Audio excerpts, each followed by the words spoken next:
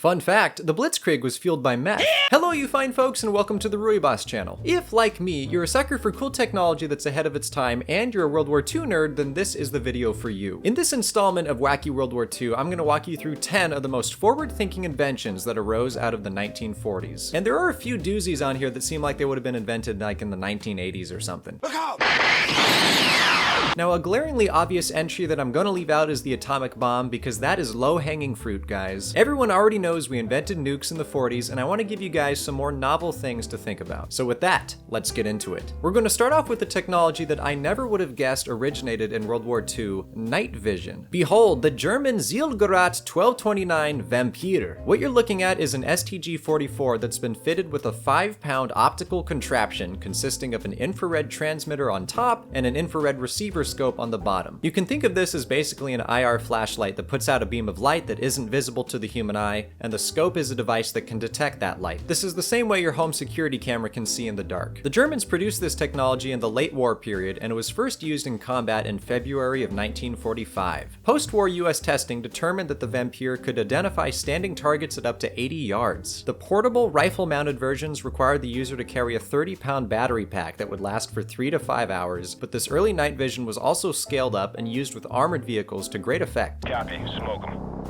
For this function, a half-track would be fitted with a much larger IR spotlight that could identify targets for an accompanying Panther tank that was fitted with its own IR scope. Using this system, it's reported that German teams were able to knock out 67 tanks on the Eastern Front in a single night. It's interesting to note that the German High Command forbid the use of this technology in the Western Front, possibly due to the fact that the British had developed an IR receiver of their own, which they might have been able to use to detect the Germans' IR beams. Next up, we're going to talk about combat stimulants, because that's a thing in World War II. Amphetamines were first synthesized at the end of the 19th century, but they began finding common use in the 1930s. And when Germany began the Blitzkrieg in 1939, the Lightning War was literally fueled by speed. Most people know that the Blitzkrieg was a new demonstration of war, characterized by an unrelenting push of armored and air forces that surprised and overwhelmed the unprepared enemy. But less people realized that what kept the German soldiers awake for days at a time to keep up the Blitzkrieg was Pervitin, an early brand of meth. Pervitin? But I think V's in German are a f, so Pervitin.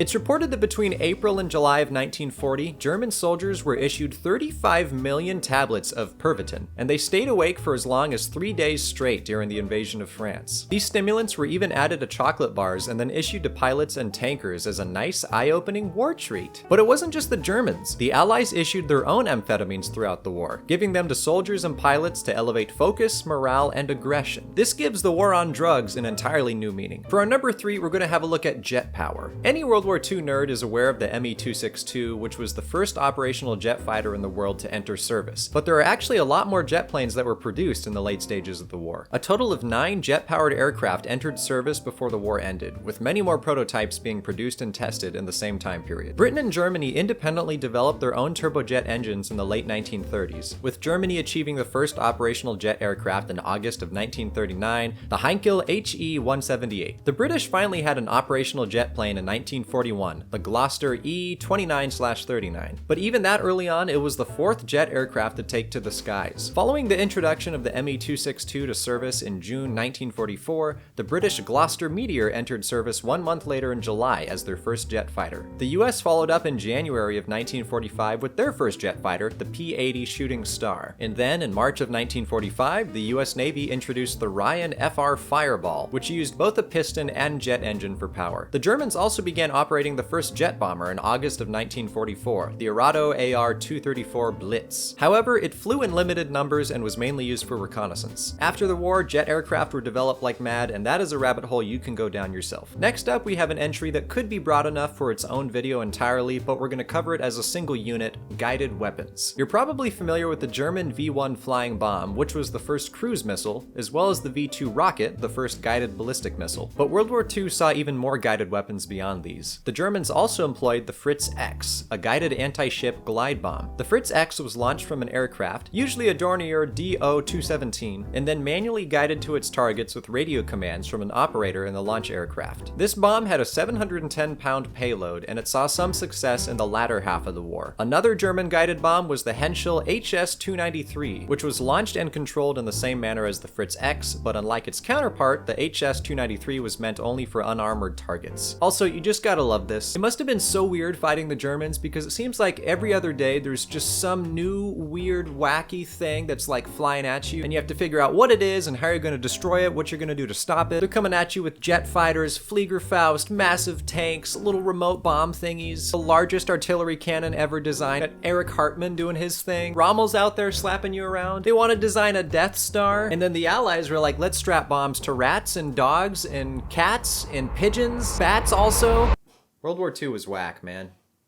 Another guided weapon was acoustic torpedoes, which were programmed to listen for and chase down ships. The Germans developed the traditional one that was launched from a U-boat, and apparently one U-boat was accidentally sunk by its own torpedo before they worked out all the kinks. And the US designed the Mark 24 mine, which was airdropped into the ocean and had a sophisticated search pattern. Still another weapon was the American ASM-N-2 BAT, which is considered the first fully automated guided missile, using radar to home in on a naval target. There are even more examples we could get into, but you get the idea. Smart bombs were used in World War II. For our number 5, we're going to switch from offensive technology and mention a defensive technology that was used in World War II, bulletproof glass. The more technical term for this is bullet-resistant glass, and was used widely in aircraft during the war. The B-17, for example, used bullet-resistant glass for the pilot's windshield as well as for the tail gunner's sighting window. Many fighters of the war also had armored glass of some kind, with this armor just being multiple layers of really thick glass. The Focke-Wulf FW-190, for example, had a 50mm thick front panel, 2 inches. From what I could dig up, this seemed to be the extent that bulletproof glass was used, especially for fighters, i.e. in limited panels with strategic placement, not necessarily a fully armored canopy. That's probably because glass is heavy, and having a cockpit canopy completely made with 2-inch thick glass is going to weigh down your plane. It's also worth noting that the extra layers of glass produced a natural bluish-green tint, reducing visibility. It's hard to find much information on the specifics of bulletproof glass used in World War II and like what planes used them and how they used them, so if you know more about that, please feel free to educate us in the comments below. Next up, we have an ancestor of modern body armor, flak jackets, also known as flak vests. Flak jackets were the idea of Colonel Malcolm C. Grow, surgeon of the US 8th Air Force in England, who noted that 70% of wounds received by air combat crews were from the slow-moving projectiles of flak. He requested that the British Wilkinson Sword Company produce a jacket capable of stopping a .45 caliber round at close range. Wilkinson Sword then developed the flak jacket, which consisted of 2-inch manganese steel plates which were sewn into a canvas vest. Once the system was tested and revised, production was handed over to the United States, which began producing the M1 Flyers vest in October of 1943. By 1944, this became the standard issue for air combat crews. Although not as effective as originally hoped, the vest did succeed in substantially reducing mortality rates from wounds received in the chest and abdomen. Various configurations of this armor system were implemented for different crew members based on their roles,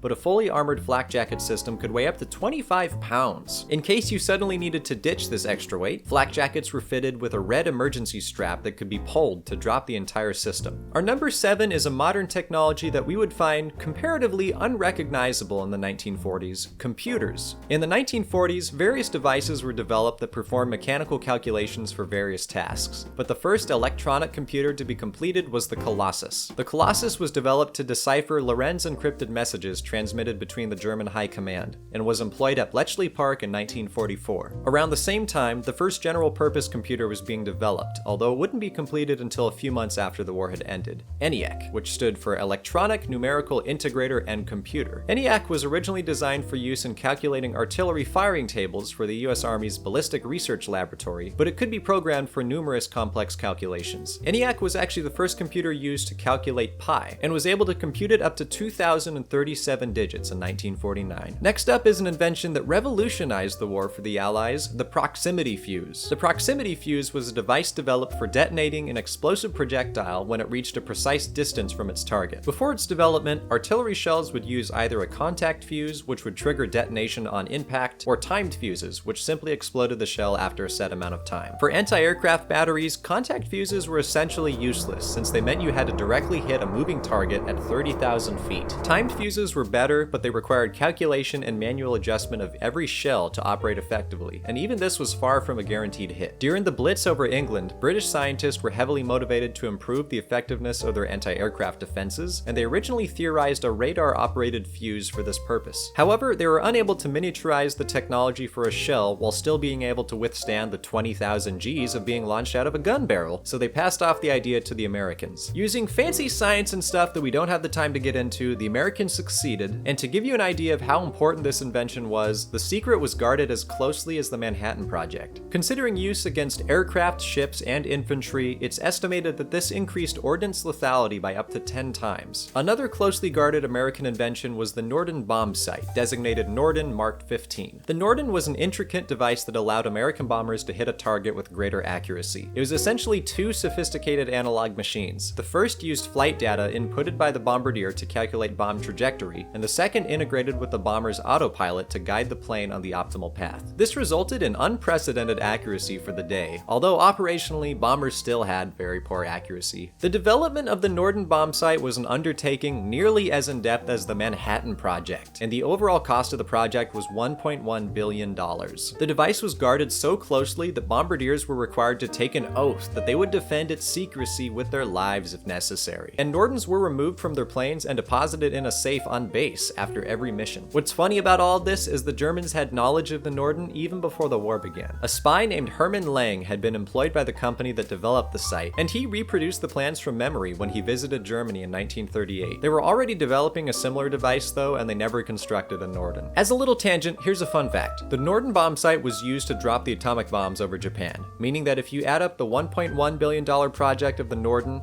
the $2 billion atomic project, and the $3 billion B-29 Superfortress project, with just those three things, you were looking at an R&D cost of over $6 billion just to drop the bombs. For our final entry, we have a device that led to the invention of the microwave oven, the cavity magnetron. The cavity magnetron was an extremely important advancement in radar technology, as it allowed for more powerful radar emissions to be produced with a smaller package. This device was developed by two British physicists at the University of Birmingham, and when it was presented to the US government as a part of the Tazard mission, it was 1,000 times more powerful than any American transmitter of the time. With the advent of the magnetron, various radar applications became much more practical and effective, and this resulted in the Allies having an upper hand on radar technology for the remainder of the war. Some argue that the development of this specific technology was so important that the Allies may have lost the war without it. But the applications don't stop with radar. In 1945, when an American physicist was standing in front of a radar set that employed the magnetron, he noticed that the candy bar in his pocket started to melt. Theorizing that high-powered microwave emissions have a heating effect, he used the magnetron to rig up a microwave box and tested it on popcorn, which became the first food to be intentionally cooked with a microwave. And that's the list. Thank you guys for watching. I have a lot of fun making these videos for y'all because it gives me an excuse to study World War II. If there's a wacky aspect of the war you think I should cover next, put it in a comment and I will review it. If this video was worth your time, help me out with a like and do the subscribe so you stay tuned in for future vids. I'll see you guys in the next video. Ruibas out.